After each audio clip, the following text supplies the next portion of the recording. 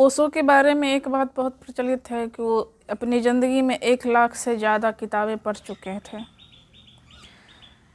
तो इसमें उनसे बहुत बार इंटरव्यू वगैरह में पूछा जाता था कि आप इतनी किताबें कैसे पढ़ लिए, क्या कारण था कि, तो वो उन्होंने जवाब दिया कि वो किताब जैसे हम लोगों का है कि हम लोग एक स्वार्थ में ही किताब भी पढ़ते हैं कि हम किताब पढ़ेंगे, एग्ज़ाम होगा तो उसमें पास हो जाएंगे।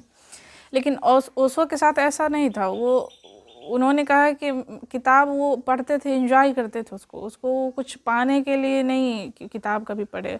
बचपन से ही उन्हें किताबें पढ़ना बहुत अच्छा लगता था। जब उनके पिताजी बाहर काम से जाते थे तो सब बच्चे कुछ ना कुछ मांगते थे, तो सबके लिए कुछ आता था, लेकिन ओशो जो है वो किताब ही मंगवाते थे।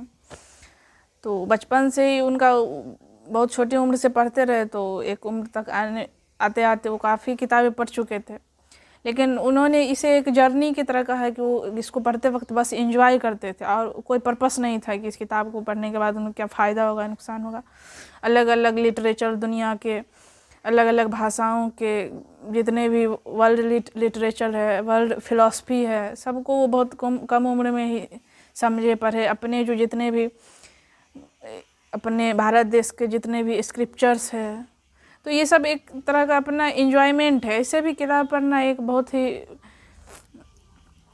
इंजॉइंग प्रोसेस है। जिन लोगों को किताबें पढ़ना अच्छा लगता है, अगर आप उनसे बात करेंगे तो आपको पता लगेगा। लेकिन जिनको अच्छा नहीं लगता है तो उनको आश्चर्य लगता है कि कैसे कोई इतनी किताबें पढ़ सकता है। लेकिन अगर आप धीरे धीरे इंटरेस्ट जगाएंगे और अगर किताब पढ़ने लगे तो आपको किताब पढ़ने से ज़्यादा फुलफिलिंग कुछ भी नहीं लगता इस दुनिया में। जितना आप कोई मूवी देखते हैं या कभी बाहर घूमने जाते हैं, कुछ बाहर जाके खाते हैं, उतना ही इंजॉइंग एक किताब पढ़ना भी हो सकता है।